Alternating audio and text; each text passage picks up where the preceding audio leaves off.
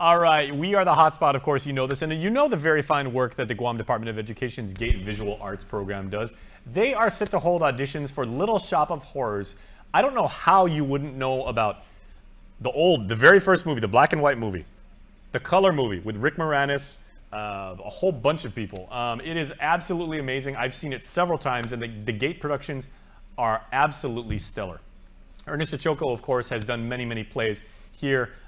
David Flores is also with GDOE's GATE program. He's an instructor there. So, gentlemen, thank you for joining me today on the KUM couch. Thank you for having us again. It feels like coming home. It is coming home because, Ernest, man, we have not had you in studio since the pandemic started. Yeah, that's right. And it's been a while.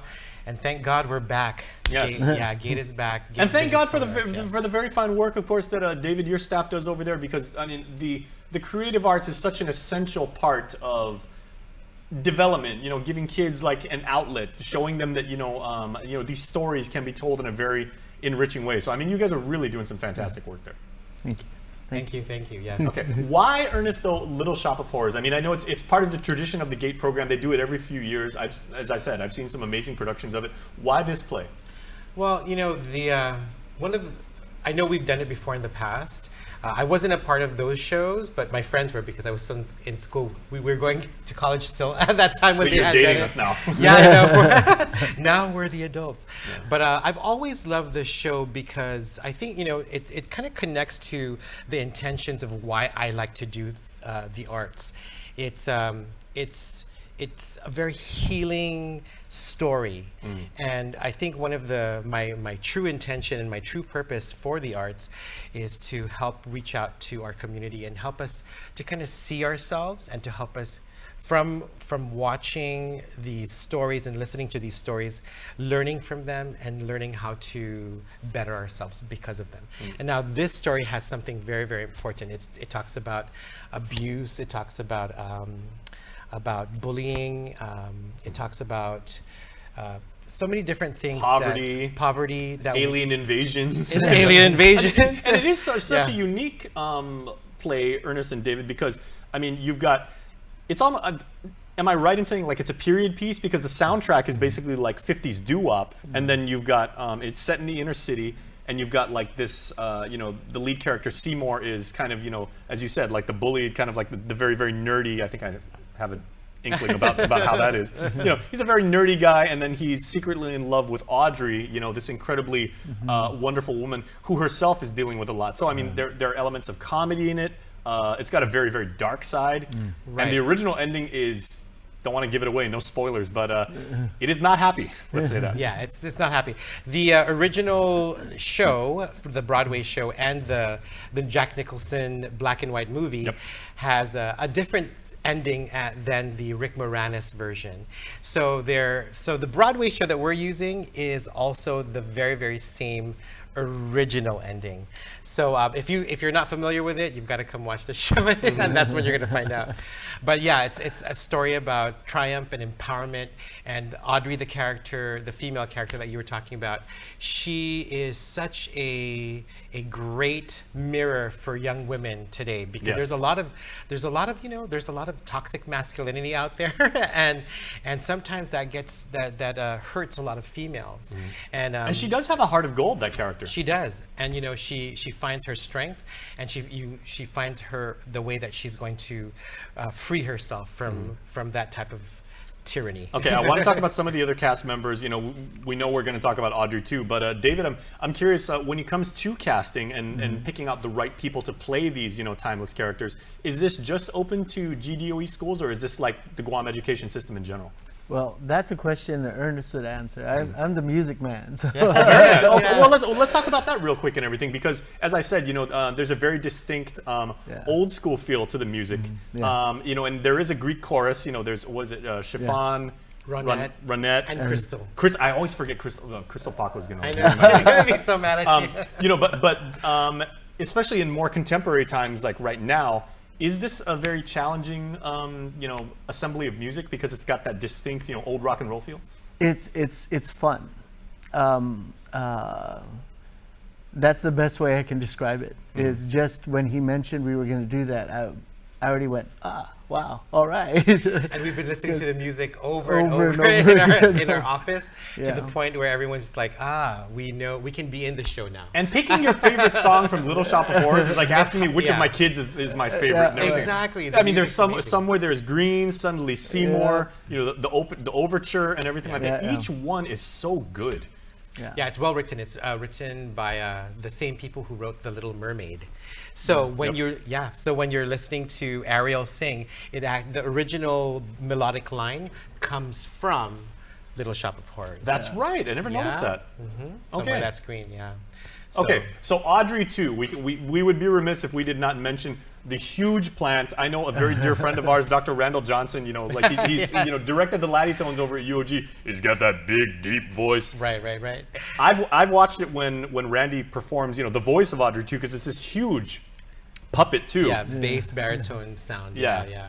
And so he nails it. Yeah, so if you're not familiar with the show, it's about an alien that comes from outer space, and it comes to the Earth and drinks a very, very interesting type of liquid that it prefers. Which flows through our bodies. Yeah, which happens to be something that flows through our bodies, and it also enjoys eating human beings. So it's a very, very interesting type of musical. It's back in the day, until now, it's never been done again that way. We've never had an alien species come in and invade the Earth like that. And this was a very controversial play. I know this when it came out Extremely, because I mean they're yeah, talking about the end of the world, basically like invasion, as you said. But I mean over time, I think it has aged well because people see thematically and the morals behind it, and and again, it's a dark comedy, Right. I would dare say, but the stories aren't lost. And it's kind of apropos because it's appropriate now because of the pandemic, right?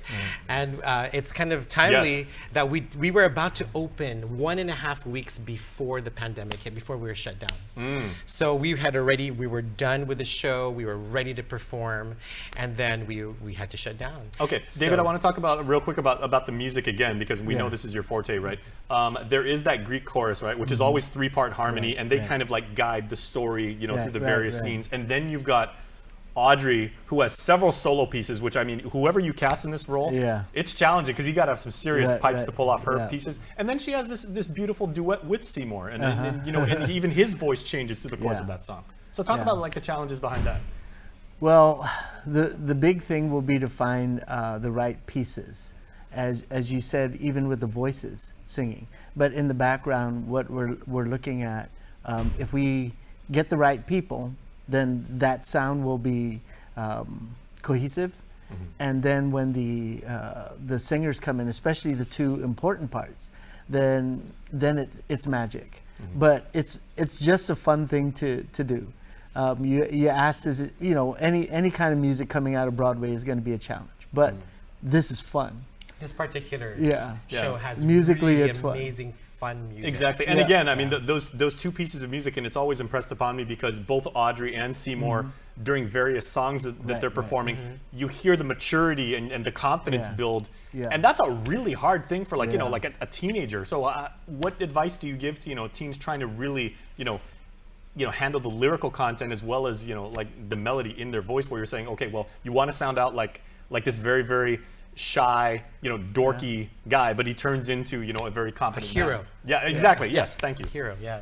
Well, Prince, the late Prince once said, you can do all your rehearsing for music, and then when you get on stage, you have to be an actor. And I think that's the biggest advice, is you That's a can great have line. the pipes, but if you don't change and become an actor, then you'll never fill the part. Right, and I think that's for everything. So everyone, no matter what discipline you're in, if you don't know how to perform it, how to act it, how to sell it, how to interpret it, how to put emotion into it, then you're not doing your job, right? So that includes visual artists as well. If you can't put that soul into it, and you can't interpret that emotional part of yourself and translate it into the page, then it's not doing its job. Now, how about some of the other secondary characters, Ernest? Because you've got, the dentist, right? Yeah. The dentist who is so fun. Yeah, He's horrible, The dentist, but- he's a biker. He's an Yeah. abusive boyfriend. So that's a type of behavior that I would say most young people on Guam certainly, hopefully, do not want to can't empathize emulate. with. Yeah. And then also Mr. Mushnik, the store owner, is someone who's generationally much older than the person who would probably play him, right? So how do you get young performers to get ready for those roles? Well, the way that we audition, it's a community effort. So we welcome students who are pre-K all the way up to college, and then we also include professional performers in, so that they can be mentors for the students as well. Oh, very nice. Right, so it's all community production. Like when we did Mamma Mia, actually all the shows that I do are like that. So for the older characters, we try to make sure that we try to I try to cast appropriately with the age, and then the younger people, of course, I try to have them be casted for the younger roles. Okay, so let's talk about casting right now. And I was alluding to that earlier. Is this just exclusive to the public school system, or can anybody that goes to Everybody. So, Dodea, FD, Notre Dame, all Academy, private schools, all homeschool even. homeschools, charter schools. It's Excellent. open to everyone, including our military personnel, everybody who's on island. You can come and audition. Okay, so David, from a musical standpoint, what should young performers look forward to or expect, like from a musical side? Should they bring their own pieces that they can then audition with, and pieces that they're most comfortable with? That's what I would suggest. Okay. Yeah. So they'll be bringing in 2 Broadway pieces to sing. We would prefer it memorized, and bring a backing track that's ready to go. Just find it on Spotify. Yeah, you guys. it's on YouTube. Yeah, just bring it over. I'll type it up on the Prometheus. By the way, if you guys want to actually get a like a sneak peek, and if you are auditioning and get ready for Little Shop of Horrors, I know the full movie is on YouTube. I've watched it like a million couple times. dozen Me times. too. Me too. Yeah, A million times. And you're not saying you want to give away the ending and everything like that, but that is a great way to prepare for these roles, because you can see how other people are portrayed. Absolutely, But then you absolutely. also make the character your own too, to a certain extent. Right. And the rule of thumb for auditioning, right, and this is anywhere in the world, including Broadway, you try not to sing anything from the show. You want to sing something outside of the show. You're looking for range. Yeah, and you don't want to, because I have a vision of who I want for the show. And if you're not fitting that vision in the audition process, and you're singing the song of that character, most likely you may not get in. So the rule of thumb for any kind of auditions for musicals and things like that is you sing something from another show. Okay. And then I can place you into this show. Okay, so that's the singing aspect of it, but when they want to show off like their acting chops and their ability to handle dialogue and Right. carry a scene, what do you look for then? So some of the things that are really that we want to see in an actor, right, is of course you need to project your voice very, very well, sing in tune, and just be prepared and confident when you're performing, when you're auditioning. We also have a dance audition. So we're going to have a panel of professionals like Mr. Flores and of course Cesar Medina, my other friends who are part of the choreography team and the stage management team, and we're going to adjudicate from the auditions, and we're looking for, of course, like I said, technique is really great, but it's not necessary for dance.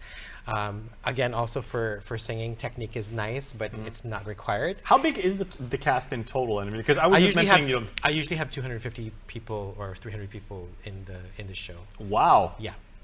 That's including orchestra, front of house, all the running crew. Okay. Yeah, everybody all together. Oh, I didn't even think about that. So David, when it comes to people auditioning as orchestral members, like what should they bring? The same rules, they have to bring like some sort of a Broadway piece? Yes. Okay. Yeah. Are there any particular instruments or like sections, maybe like the stringed instruments, the horns, the brass end that you're looking for? I would like to look for strings, but that's probably a dream. But the basic your keyboards and your bass, trap set, couple of horns, things that we're looking at. Even the lower woodwinds. Oh, very nice. Yeah. Okay.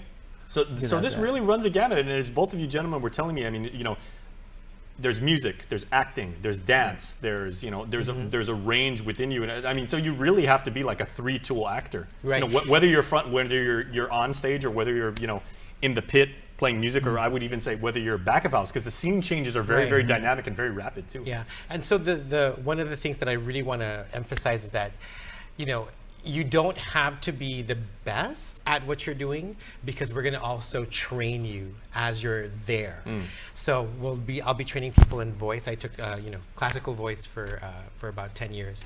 So I'll be training people in how to sing, and then we have choreographers who will train you in doing technique, and we're also training. I'm also have an acting background, so I'll be training you in the Stanislavski technique. You're playing it off. Stella Adler, You know you're the man, Ernest. stuff like that, right? Okay.